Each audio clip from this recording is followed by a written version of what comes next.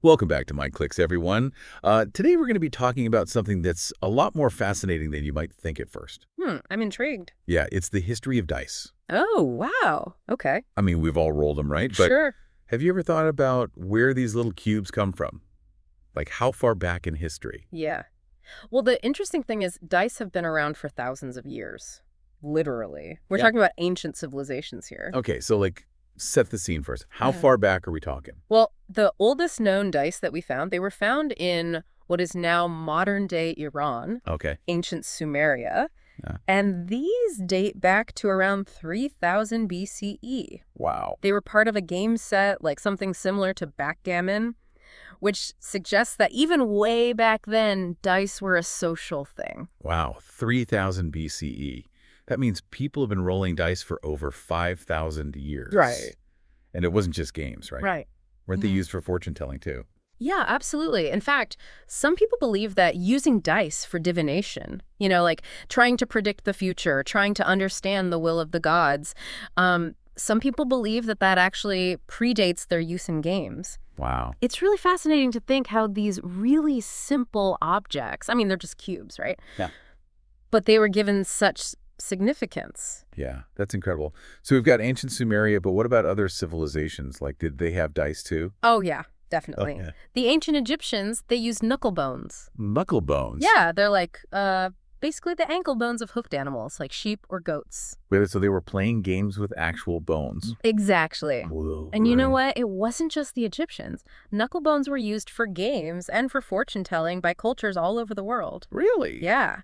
From the Mayans in Central America to indigenous peoples of North America, all over the place. That is amazing. So it makes you wonder, how did they even come up with the idea of using these bones in the first place? What, it's probably a combination of things. It's probably practicality because knuckle bones, they were really available, they're just there. Yeah. And their irregular shape, it meant that every roll was unpredictable. So it added this element of chance. Oh, okay. Yeah. And plus, there's a connection to the animal itself, right? Yeah. So it could potentially add a spiritual dimension. That makes a lot of sense.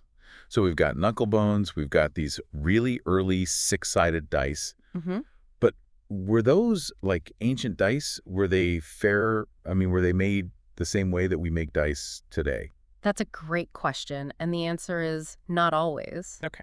Before mass production, dice were often handmade, which means there is a big potential for inconsistency. Right. Yeah. So it wasn't like a perfect cube. Exactly. The materials that they used, the craftsmanship, even like the way the numbers were etched or painted onto the dice could affect how it rolled. I see. So some ancient games of chance, they might not have been totally fair. Yeah, it wouldn't be surprising. Imagine, like some skilled artisan intentionally weighting a die, maybe to favor certain outcomes. Yeah. Or maybe even like a gambler who's carrying a loaded die to give himself an advantage.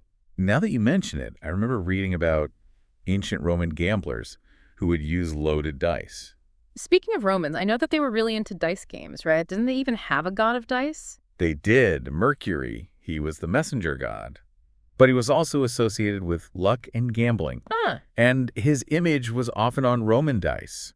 Maybe it was a way to kind of invoke his favor, Yeah, okay. Or maybe just to remind those players that hey, chance plays a role in every roll. A god of dice. That's pretty wild. It shows how much dice were just ingrained in their culture.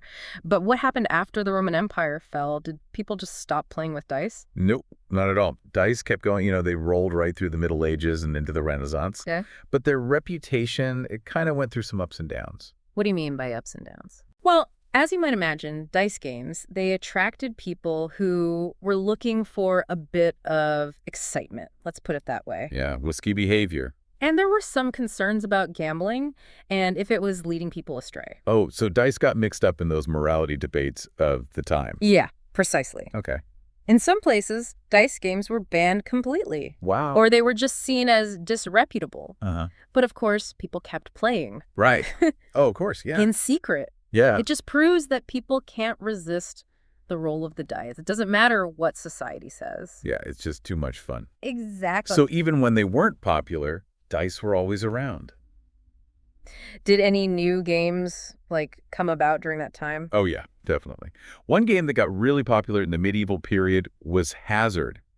It's actually a precursor to modern-day craps. Hazard. I feel like I've heard of that. I don't really know what it is, though. It was a game of risk and skill, played with 2 dice. And its popularity just spread across Europe.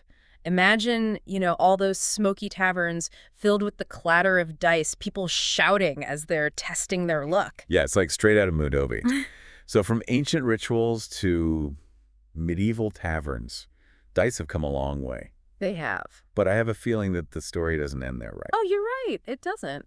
There's a pretty big twist that happens in the 20th century, and it changes everything about dice. Oh. And it all starts with the rise of a certain role-playing game. Oh, I can't wait to hear about this. Well, think about the 1970s, like bell bottoms and disco. Uh-huh. A time of big cultural shifts. And that's when this game called Dungeons & Dragons came out. How about D&D? D&D, yeah. Okay. I spent so many hours in high school rolling those weird dice. Yeah, and D&D really changed things for dice. I mean, before D&D, most people only knew about the 6-sided die. Yeah, that's all I really knew about for a long time. But D&D came along and made all these polyhedral dice popular, like the 4-sided, the 8-sided, the 10-sided, 12-sided, and that 20-sided die. Oh yeah, the D20. The D20, that's right. Each die had a purpose in the game. So instead of just like rolling to move on a board, you were using all these different dice to figure out all sorts of things. Exactly. So like your character's strengths, their skills, how well they do at things, it was all about rolling the right die. Imagine like a big battle and the fate of your character all comes down to one roll of that 20-sided die. Oh man, so much pressure. No wonder D&D got so popular. It wasn't just a game, it was like creating stories and living in these fantasy worlds. That's it. So was D&D the only game that was using these multi-sided dice? Well, D&D definitely made them popular, but yeah, other role-playing games started to use them too. So there were games like Pathfinder, which kind of expanded on D&D, and Shadowrun, which had this cyberpunk fantasy mix. And they all use these dice to create really cool and unique game experiences. So D&D really started a dice revolution. It's amazing how one game could have such a big impact, not just on games, but on how we even think about dice. So where does that leave us today? Are all those polyhedral dice still king? Well, I think they definitely have a special place, for those who love tabletop games. But as technology changes, everything goes digital, right? Oh, right. So now we have apps and websites where you can roll dice. Exactly. So what's the advantage of having digital dice? Well, first, it's super convenient. You don't need to carry around a bag of dice. Oh, that's true, yeah. Which is great for online role-playing games where people can be all over the world. Yeah, makes sense. And then digital dice have all these cool features, like they automatically do the math for you, they have sound effects, even cool animations. Yeah, that makes sense. So do you think digital dice do a good job of, like, capturing that fun of rolling real dice? I think it depends. Some people are always going to love that feeling of real dice in their hand, hearing them clatter on the table. Right. But digital dice are just so convenient and easy to access, especially for people who maybe can't handle real dice as easily. It's interesting to see how both types are around today. Yeah. It's like how dice themselves went from those simple knuckle bones to all those crazy shapes and sizes we have now. Dice are always changing, aren't they? It seems like they are. And, it makes you wonder what this love of dice says about us as humans. I mean, we've talked about ancient rituals, medieval taverns, and now these digital worlds. Why are we so fascinated with dice? That's a really good question. Why are we so drawn to these things? They're simple objects, right? Yeah. I think it's because, like, they tap into our sense of wonder, our curiosity about the unknown, like this need to see what fate has in store for us. I think you're right. In a world where everything is about planning and control, dice give us a little bit of chaos and a little bit of uncertainty. They remind us that we can't plan for everything. Yeah. Sometimes you just got to roll with it. Exactly. And that brings us to something really fascinating about the history of dice. It really makes you think how something as simple as rolling dice can connect us to people from all walks of life. Yeah, it's true. Across cultures and across time. It's not just about rolling the dice, though, is it?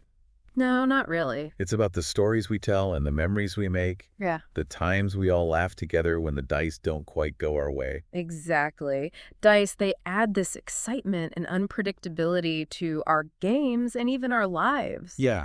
They create these moments of tension. Oh, yeah, for sure. Those gasps you hear when a really important roll happens and it determines the outcome of everything. I know, I've had so many of those moments. Yeah. Playing games with friends and even simple board games with family. Right. The unexpected rolls, those lucky streaks, those big fails, it's all part of the fun. It is, and it reminds us that even with strategy and skill, there's always chance involved. Yeah. You can plan and prepare all you want, Mm-hmm. but sometimes the dice just have their own ideas. It's like a lesson in humility, a reminder that we're not always in control, which can be kind of scary, but also exciting.